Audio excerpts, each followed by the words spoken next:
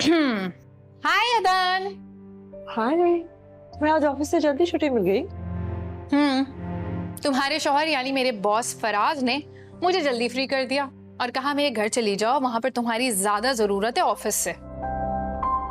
अदन तुम्हें एक बात बताऊं, फराज तुम्हारी इस कश्मकश को बखूबी महसूस कर रहा है।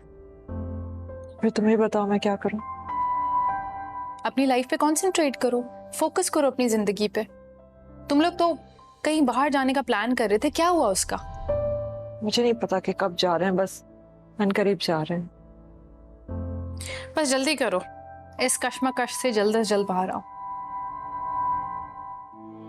और मैं अच्छी तरह जानती हूँ कि मैं फराज की बेबी हूँ, मैं उनसे मुखलिस भी हूँ, लेकिन पता नहीं क्यों मुझे अंदर से ये बात खाई जाती है कि ये वही ज़ैद है जो खो गए थे,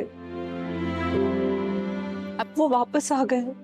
अच्छा चलो मान लेते हैं कि ये वही ज़ैद है, तो भी तुम क्या करोगी?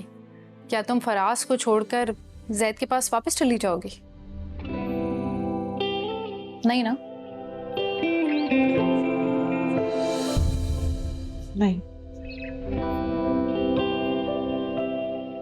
तो बस फिर क्या फायदा उस चीज के बारे में सोच सोच कर खुद को परेशान करना है, जिसे सोचे बगैर भी तुम्हारा जवाब वही है।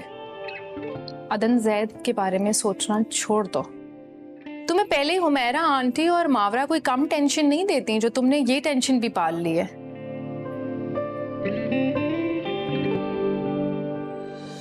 Just focus on your life and be happy.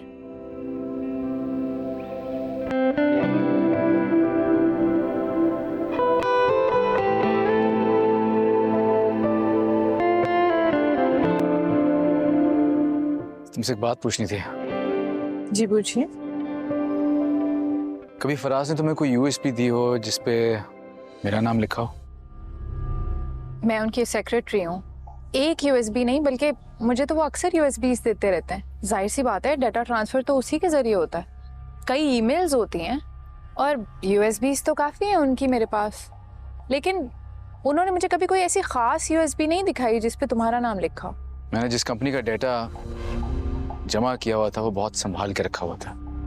अच्छा, मुझे ये खतरा हुआ कि मुझे कुछ ना कुछ हो सकता है, तो मैंने इस डेटा का एक बैकअप यूएसबी में बना लिया।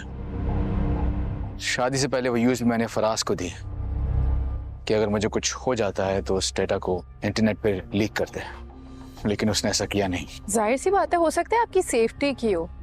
जो आपके साथ हुआ वो दूसरे घर वालों के साथ भी तो हो सकता था। मैं भी यही सोच रहा था, लेकिन मैं चाहता हूँ कि तुम पता लगाओ कि यूएसबी उसके पास है भी या नहीं, क्योंकि मुझे वो बता नहीं रहा। दरअसल इन हालात में उस यूएसबी का छुपना उस यूएसबी के सामने आने से ज्यादा खतरनाक साबित हो सकता है। ठीक है, मैं चेक करूंगी। और ज़ैद, एक बात मुझे भी तुमसे करनी थी। हाँ, कहो। अदन बहुत ज़्यादा टेंशन शो कर रही है और अब वो बहुत ज़्यादा सवाल करने लगी है मुझसे।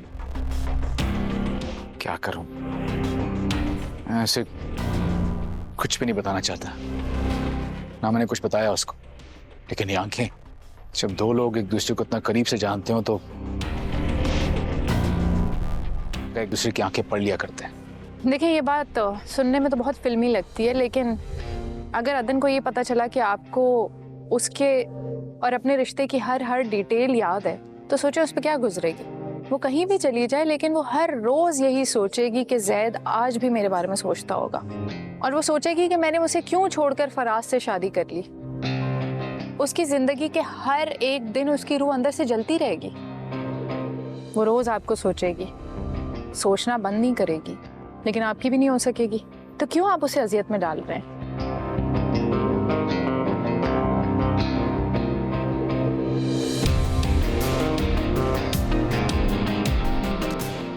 जब मैं जब्बार की कैद में था, हर वक्त अदन मेरे पास थी, मेरी ताकत थी। और जब मैं मौत के बहुत करीब था, मैं खुदा से एक ही दुआ कर रहा था, ऐ खुदा, मुझे बस एक मौका और दे, बस एक, ताकि मैं अपनी अदन के पास जाके उससे कह सकूं कि मैं उससे कितनी कितनी मोहब्बत करता हूँ। अब जबकि वो मेरे पास है, मेरे सामने है, मैं उसे कह ही नहीं सकता कि मैं वापस आ गया हूँ अदन, मैं वापस आ गया हूँ। तुमसे किया हुआ वादा पूरा कर दिया मैंने। ज़ैद, मैंने आपसे कहा था ना कि कुछ लोगों के नसीब में मोहब्बत नहीं होती, ताकि उनको कोई तकलीफ ना हो। और असल मोहब्बत तो इसी को कहते हैं ना।